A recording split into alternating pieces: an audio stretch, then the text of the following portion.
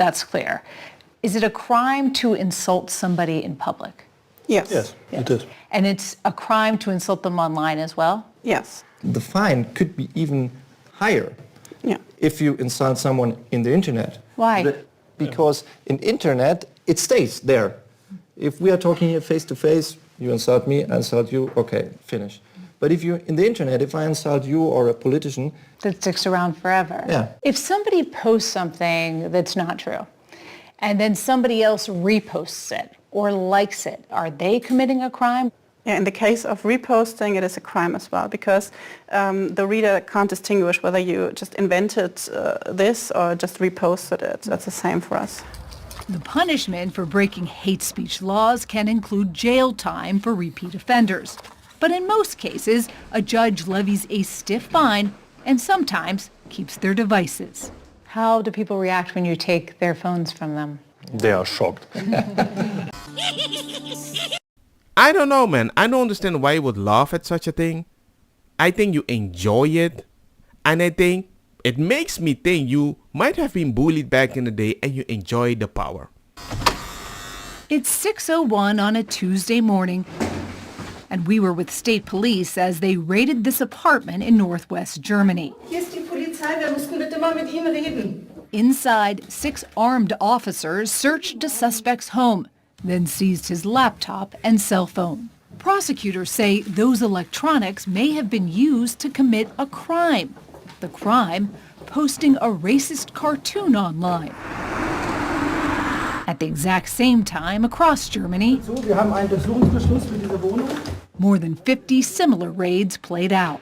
Part of what prosecutors say is a coordinated effort to curb online hate speech in Germany. Adelo, remember to subscribe. ¿Por qué? In all honesty, if you want to force me to abide by a law, hey, I don't have a choice. But it's not applied equally. And how do I know that? Because Christian phobe does not exist. I mean, look at the statistic. It shouldn't be offensive. It's not a drawing. It's a statistic. And this can also be offensive. The criticism that, this feels like the surveillance that Germany conducted 80 years ago. How do you respond to that? There is no surveillance. Really? I got to stop her right there. There is no surveillance, but you're already removing laptops or phone. Like, give me a minute to finish the clip. There is no surveillance. Josephine Ballon is a CEO of Hate Aid, a Berlin-based human rights organization that supports victims of online violence. In the United States, a lot of people look at this and say this is restricting free speech. It's a threat to democracy. Free speech needs boundaries. And that's why free speech is important without control. That soundbite a moment ago from Donald Trump talking about training guns on the face of Liz Cheney. That's not what he said, Margaret. You guys know that. Come on. I mean, everybody knows exactly what he was saying. What he was saying is you're so much in favor of war. You played a piece of the soundbite because in another piece of it, he said he would give her a gun to go stand in conflict as well. You don't normally give a gun to someone that's going to be facing a firing squad, which is what much of the media made it sound like. The point he was making is not a new point. It is a point that has been made by people in both parties for decades, and that is you're all for war, and it's easy to be for war when you're in some fancy building and you're safe and sound in Washington, D.C. Let's see how much you are for war when you yourself get deployed into combat. That's the point that he was making, that he uses language that maybe is not what we typically hear from someone that works at a think tank, but I think it's truly not just unfair, it's egregious. And now you understand why they need boundaries, because they want to edit the info how you should perceive it. And in the case of Germany, these boundaries are part of our constitution. Without boundaries, a very small group of people can rely on endless freedom to say anything that they want, while everyone else is scared and intimidated. And your fear is that if people are freely attacked online, that they'll withdraw from the discussion. This is not only a fear, it's already taking place. Already half of the internet users in Germany are afraid to express their political opinion, and they rarely participate in public debates online anymore. Half of the internet users. So you make it assume that the other half isn't afraid at all. And the fact that you say a small minority is controlling the whole thing, I can point a bunch of groups or ideology or gender that have way more power. But suddenly you're like, no, there's a small group of the white cis people that control everything. How many cases are you working on at any time? In our unit, we have about 3,500 cases per year. 9 investigators work out of this office in a converted courthouse. Lau says they get hundreds of tips a month from police, watchdog groups, and victims. You must see a lot of crazy stuff. Yes. The worst of the internet is wrapped in red case folders, stuffed with printouts of online slurs, threats, and hate. This is a criminal offense, so. What does that say? Kletterpark for Flüchtlinge. So they're suggesting that the refugee children play in the electrical wires. Okay. In this case, the accused had to pay 3,750 euros. Wow. It's not a parking ticket. Yeah, not a parking ticket. To build their cases, investigators scour social media and use public and government data. Lau says sometimes social media companies will provide information to prosecutors, but not always.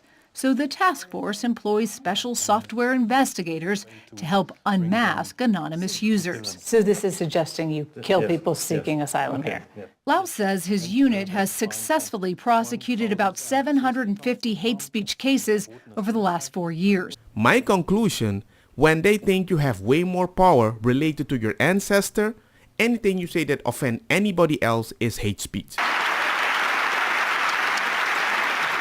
After the speech of Vice President Vance on Friday, we have to fear that our common value base is not that common anymore. I'm very grateful to all those European politicians that spoke out and reaffirmed the values and principles that they are defending. No one did this better than President Zelensky. Let me conclude, and this becomes difficult.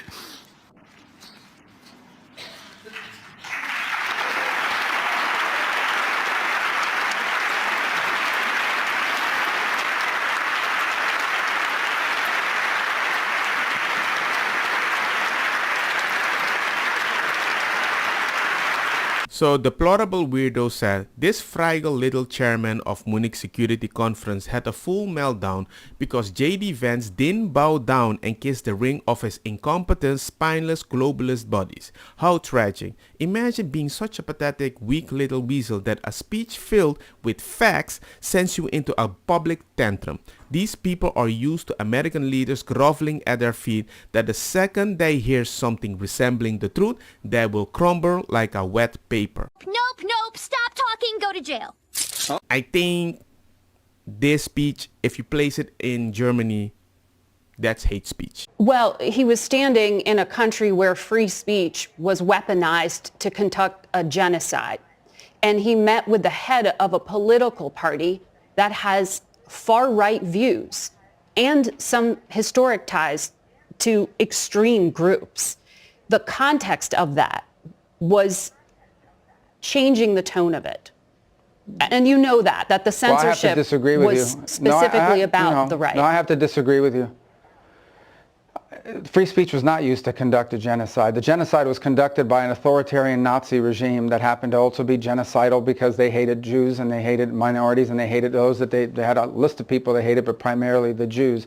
There was no free speech in Nazi Germany. There was none. There was also no opposition in Nazi Germany. They were a sole and only party that governed that country. So that's not an accurate reflection of history. Do you see what they're doing? They're saying the people that want free speech are the same as the Nazi people that used that free speech to gain power. And I'm like, there was no free speech in Nazi Germany.